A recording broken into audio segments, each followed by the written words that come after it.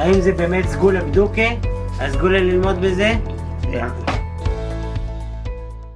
Erev Tov and good evening, everyone. We're in the Zera Shimshon on Parsha Be'halot'cha in the sefer. This is Daf Kuf Ayin Tes.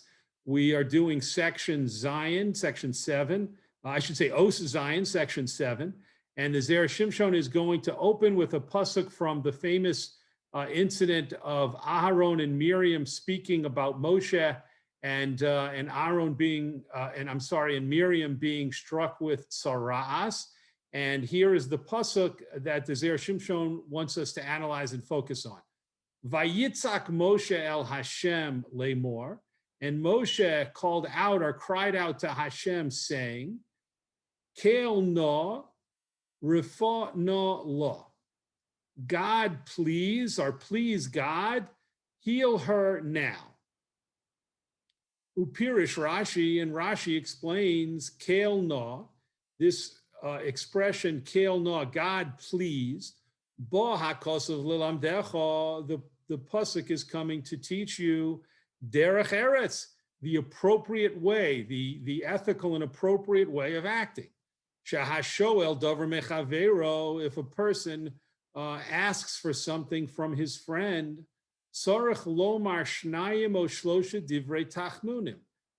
He should say 2 or 3 words of supplication, meaning words like please and words of request first, ve'achar kach yefarish she'elosav, and only after that should he explain his requests. Lamor, and why does the pasuk use the word lamor? So Rashi continues, Ma Talmud lomar lamor, what is the Torah teaching by having this word lamor, which means saying in the pasuk, Hashiveni imato merape osa im lav. It means to tell us that Moshe said more than what's quoted in the pasuk. And what did he say? He said to Hashem, please reply to me and tell me if you are going to heal her or not, if you're going to heal Miriam or not. Meaning that Moshe did not just make a request. He did not just daven and ask Hashem to heal Miriam.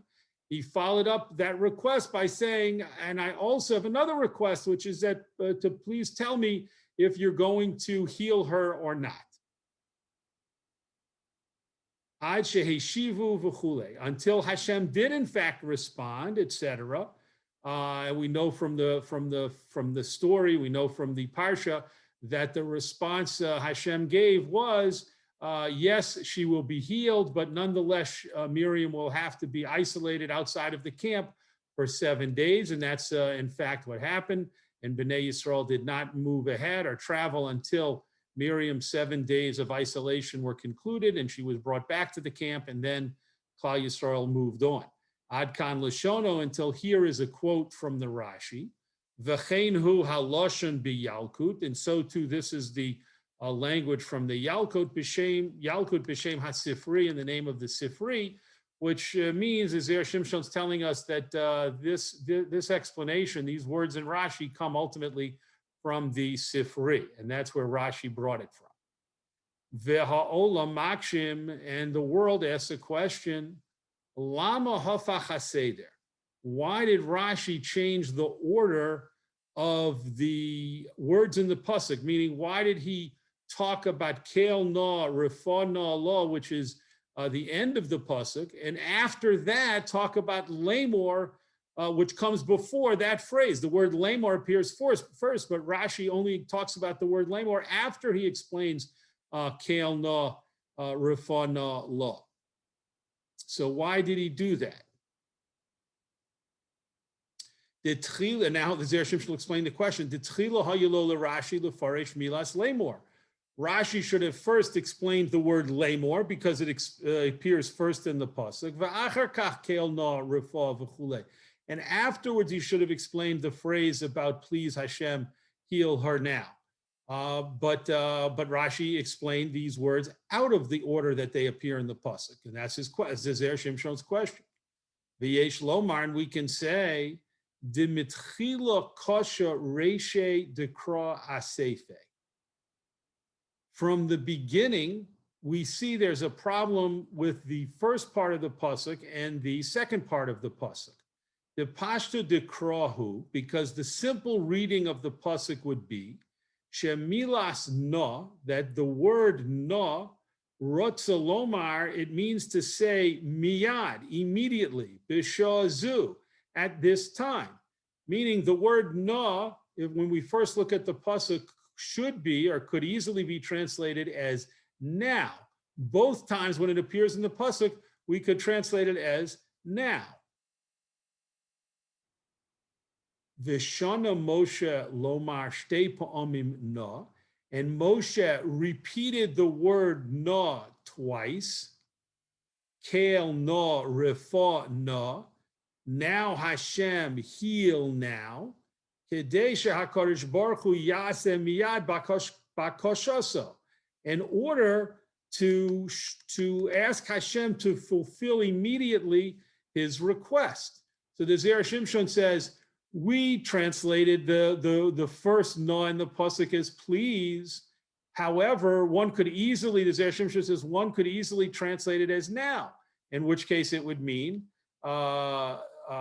now Hashem, or Hashem now, heal her now.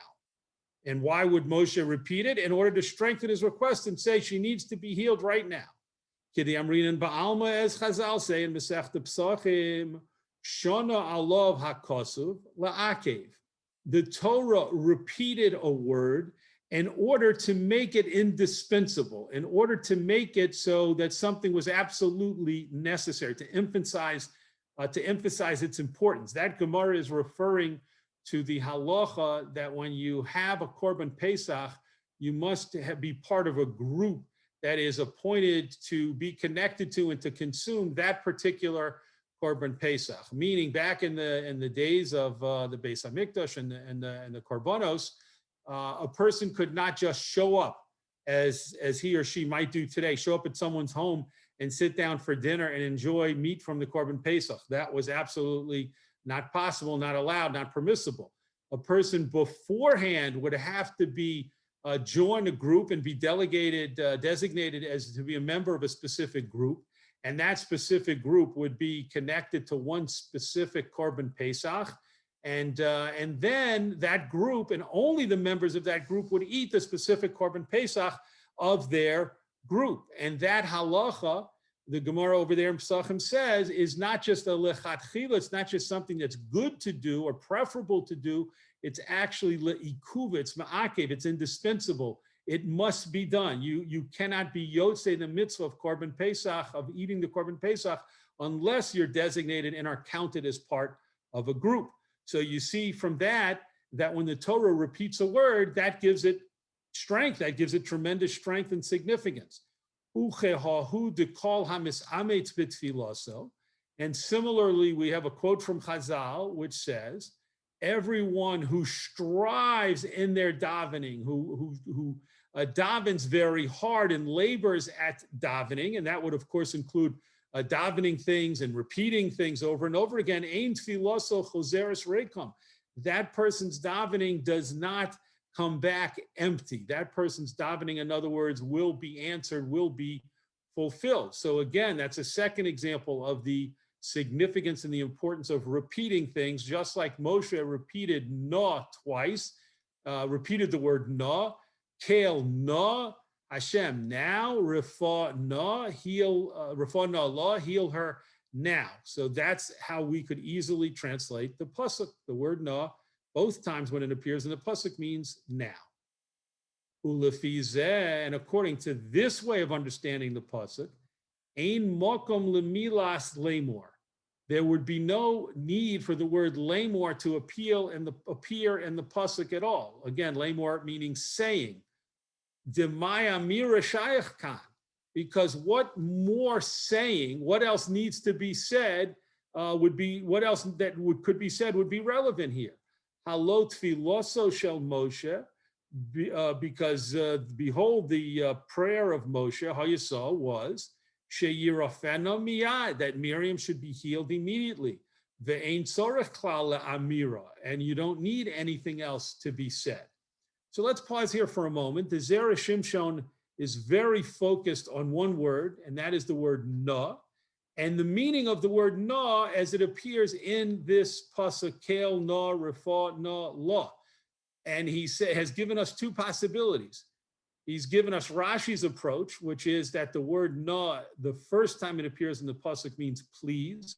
And out from that, bringing down the sifri, that means we should, when we ask for something, whether it's davening to Hashem as Moshe was doing or asking from our fellow human being, we should always say please and say other words of request as opposed to just saying, I want soup.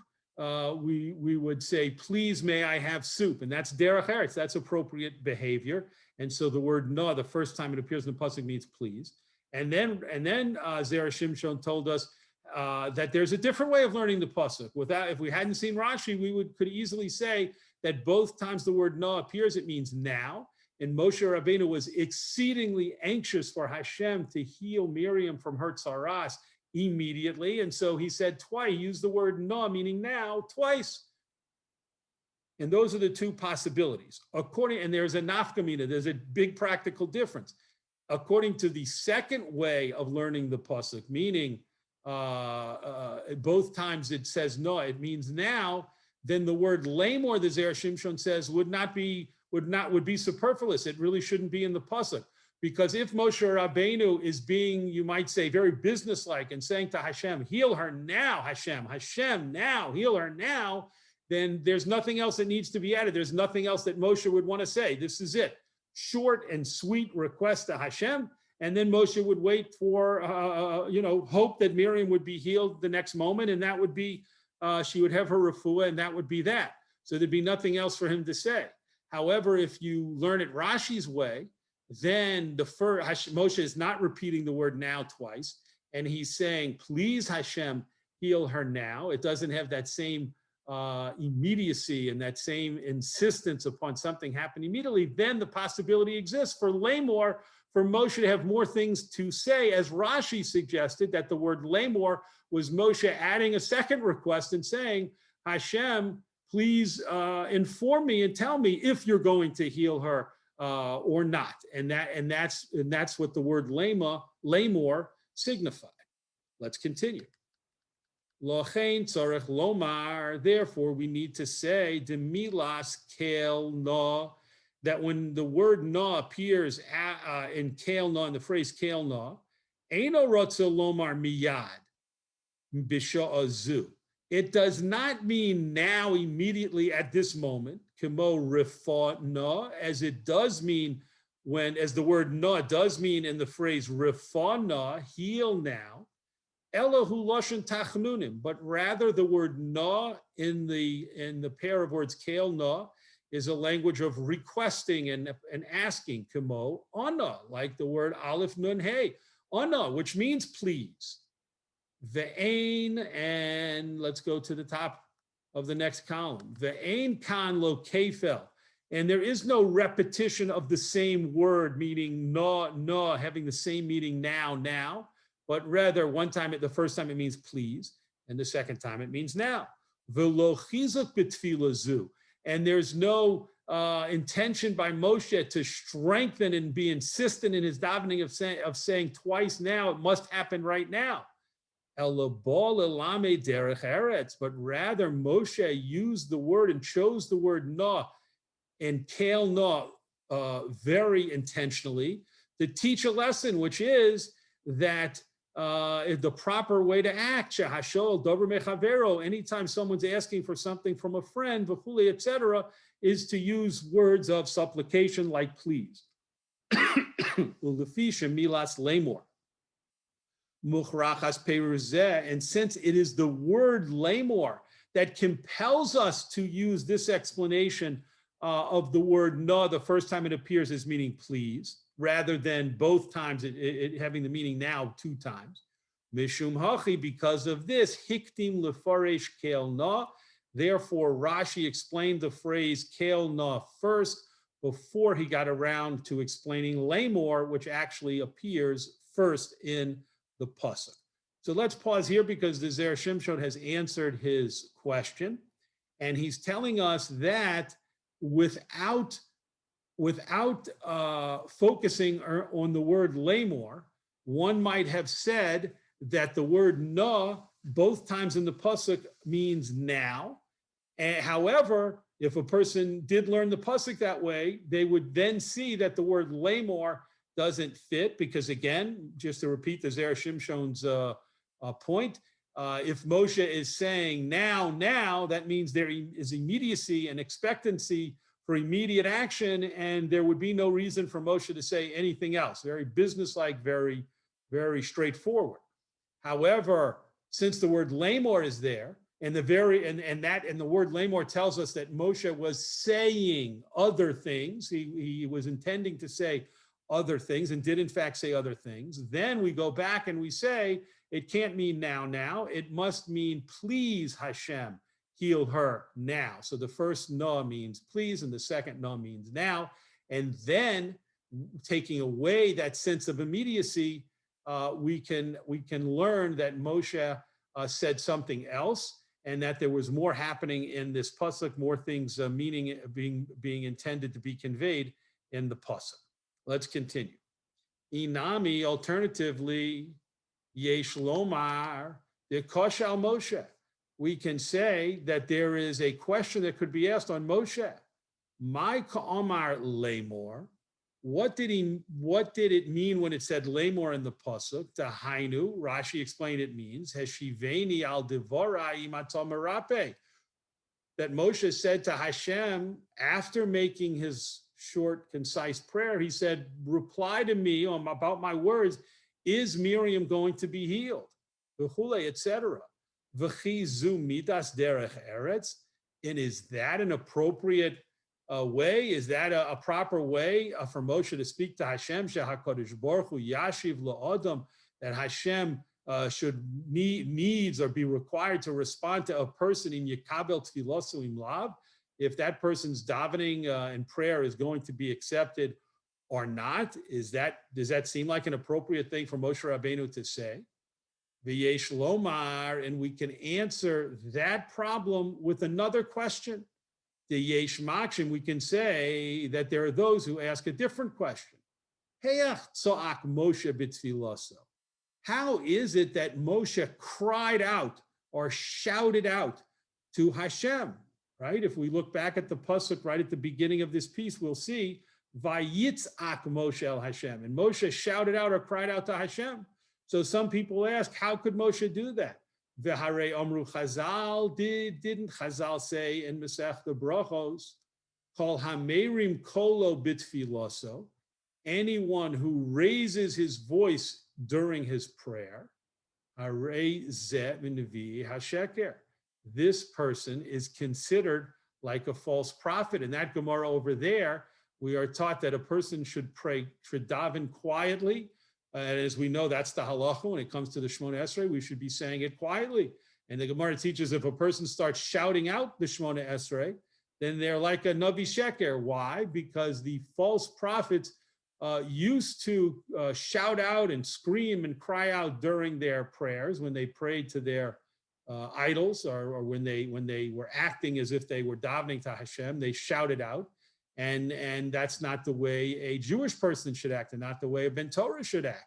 So according to that statement in the Gemara Brachos, what does the pasuk mean? Moshe cried out, and Moshe shouted out this prayer. Ulefi datenu, and according to our understanding, kusha meikara leisa. This question from the very beginning doesn't exist. Because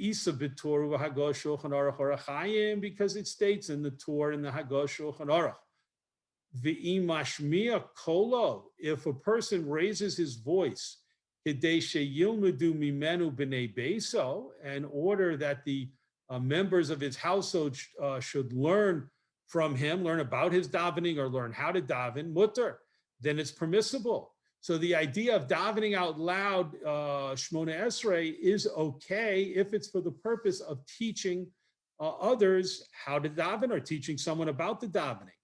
Va'afkan Moshe hutzrich lomar b'kol, and so too here Moshe needed to daven with a loud voice.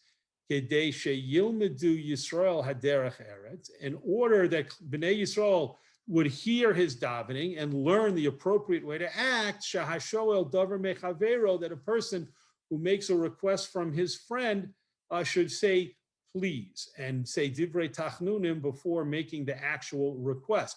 Well, the only way that could happen would be if Moshe prayed out loud. If Moshe prayed silently, no one could learn anything from his davening because no one would hear what he was saying. So Moshe had to pray out loud here to teach the lesson that Rashi originally mentioned and the Zera Shimshon brought down in the beginning, to teach the lesson of the importance of saying please when we make a request or ask for something from another person. Ela de koshe, but there's another problem. Lama davka bepam hazos. Why is it specifically in this situation at this time in the incident with Aaron and Miriam? Choshav Moshe lelamed leYisrael davar zeh. Did Moshe think it was the time to teach Bnei Yisrael this lesson? V'lo b'shar hatfilo shehispalel, and not during other prayers that the Torah talks about Moshe davening. V'yesh lomar, and we can say the Amrinan b'Yalkud, as it says in the Yalkud, mipnei ma lo herich Moshe b'tfilaso. Why did Moshe not daven a long davening from Miriam? Why did he restrict himself to only say 5 words? Kel, na, refa, na, la. Why such a short and brief prayer? Kedei shelo yiyu Yisrael omrim, in order that the Jewish people should not say, bishvil shehi achoso, it's because she is his sister, who marich, that he's davening such a long davening. Ad kan lashono, until here is a quote from the Yalkud. So we see from here that there was a specific reason that Moshe davened such a short prayer of only 5 words and did it out loud, because he davened out loud so people would hear his davening. And he was afraid if he davened a longer davening, people would say, oh, when we regular members of Klal Yisrael, Bnei Yisrael, have a problem, Moshe does a short davening. They might assume that, or maybe in certain situations he did do a short davening. But when it comes to his sister, look, there's favoritism, there's nepotism, and he's davening and davening and davening. And Moshe did not want that. To happen. Moshe did not want that to occur, and so he specifically davened a short 5-word prayer for Miriam. Umeata, coming to the bottom paragraph. Umeata, and from now, bishar ha'pa'amim, the other times, all of the other times when Moshe davened, hayamuchrach lehispalel belachash, he was compelled to daven silently, kedin chovas hatfila, which is the appropriate way to daven. V'im hoya mispalel pamachas bekol, and if one of those times he would daven out loud, kedei sheyilmedu Yisrael haderech eretz, in order to teach this lesson about derech eretz, shetzarach lomar kodem atfila shnayim o shlosha devarim shel tachnunim, that before a person asks something from Hashem or another person, but specifically here, before a person davens and asks something from Hashem, they should say divrei tachnunim, words of supplication and words of like please and asking, making a request. Shema hayulom demimenu nami, it's perhaps they would have also learned from him, shem mutter lehispalel b'kol ram, that it's permissible to daven in a loud voice. So the Zera Shimshon is saying that Moshe Rabbeinu was very careful and very thoughtful and strategic anytime he was davening, and would give thought to whether or not he should daven out loud or whether or not he should daven quietly. And again, quiet davening is the appropriate way to daven according to the Gemara in Brachos. And if Moshe davened out loud, then he was afraid that people might learn from that's the appropriate way to daven. On the other hand, if he didn't daven out loud, then they could never learn the lesson about derech eretz, because they would not hear Moshe say no. They would not hear Moshe use the word please. So that's the dilemma that Moshe had. Umnam, however, ata, now, b'pam hazos, this time, meaning the incident with Miriam, shehuchrach lehispalel b'kol ram machmas inyan acher, when Moshe was forced to daven out loud because of a different problem, which we already mentioned, the issue was that he didn't want people, he didn't want to daven quietly and have people think, look, Moshe's quietly davening and he's probably going on and on and on because Miriam is his sister, which is not what he would do for one of us.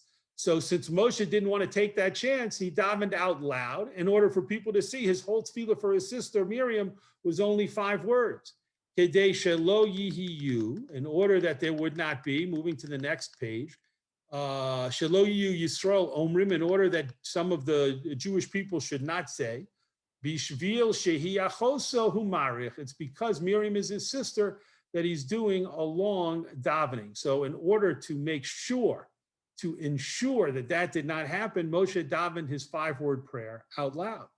Mishum hachi, because of that, meaning because he had to daven out loud in this incident with Miriam anyway, choshev l'lamed derech eretz. That's what he thought would be the perfect time to teach about his lesson about derech eretz.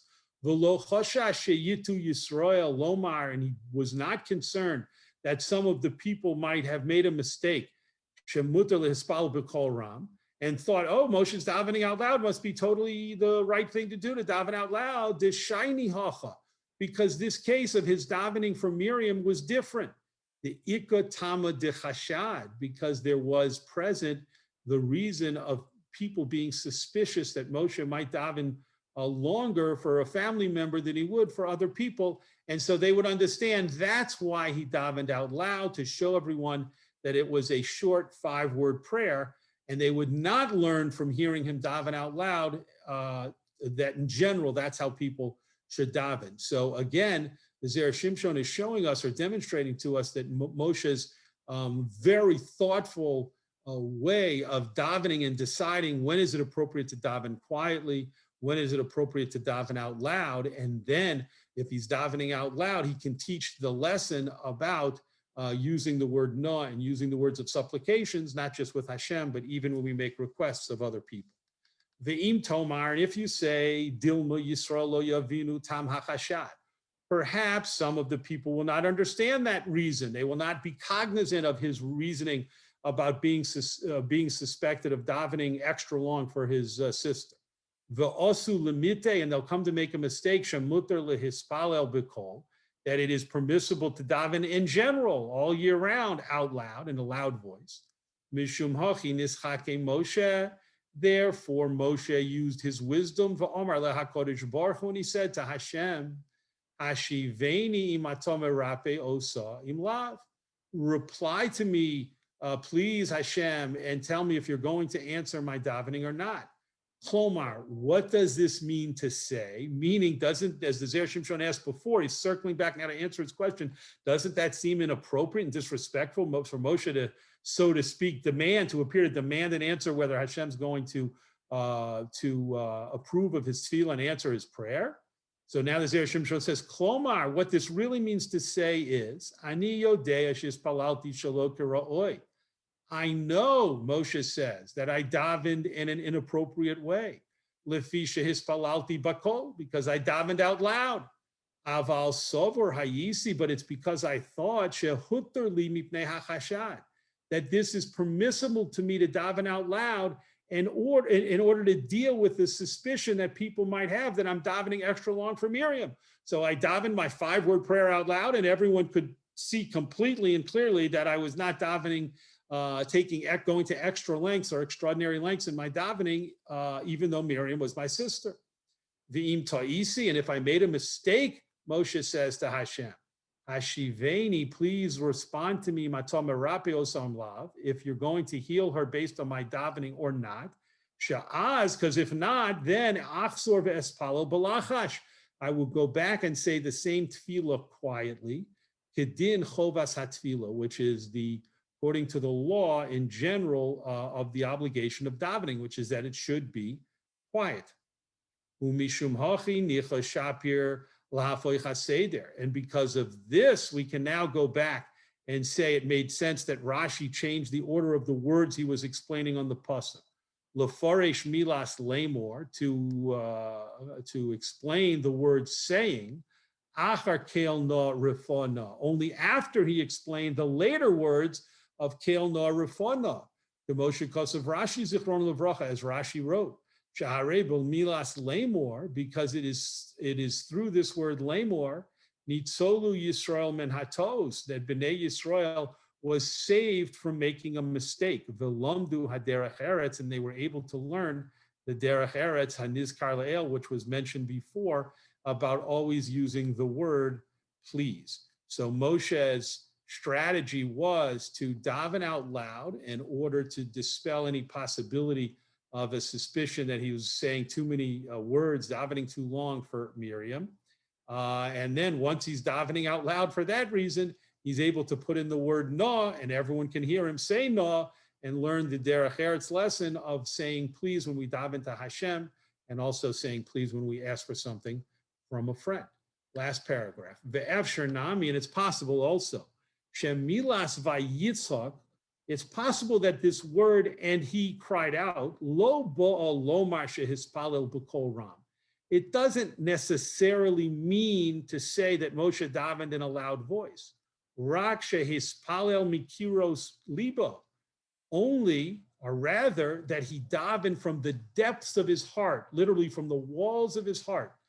The Isa bezohar Shemos, because it states in the Zohar on Parsha Shemos, Sa'aka v'shav'a. The word sa'aka, cry out, v'shav'a, and pray out. But my misparshan, how can they be? Those two words be explained? Rabbi Yitzchak said, Shav'a hi b'tfila dafka.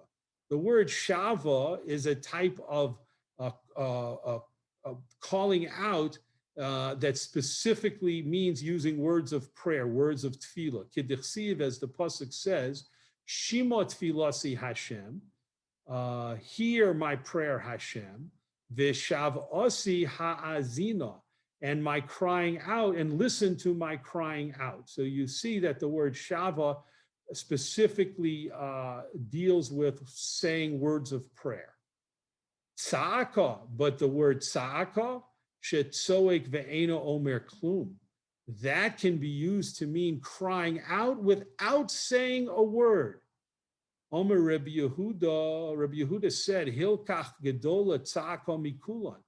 Therefore, tza'aka, crying out to Hashem without using words, is greater than any kind of way of calling out to Hashem.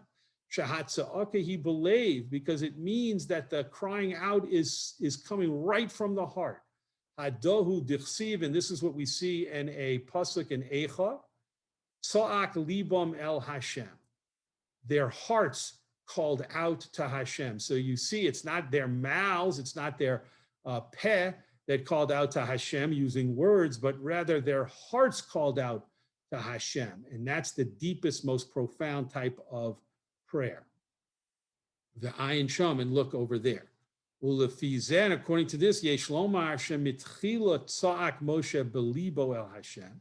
We can say that Moshe never cried out, and meaning shouted out words of prayer, which we know was a problem that the Zera Shimshon raised based on the Gemara in Brachos, that you're not supposed to cry out and shout out during your prayer. So he says now we can suggest a new approach, which is that the Moshe never did that, because the word tza'ak, vayitzak Moshe, means Moshe cried out from his heart without saying words. El Hashem, to Hashem. Va'achar kach hispalel, and afterwards he davened and said specific words. The specific words we know, and we've been discussing, Kel na refon na la, uvazeh hakol nicha. And with this, everything is good, because it totally, with this approach, it totally takes away and removes the whole question about how could Moshe cry out when that seemingly goes against the teaching of the Gemara in Masechta Brachos. So the Zera Shimshon has taken our one pasuk of about Moshe crying out and davening to Hashem and saying Kel na refon na la.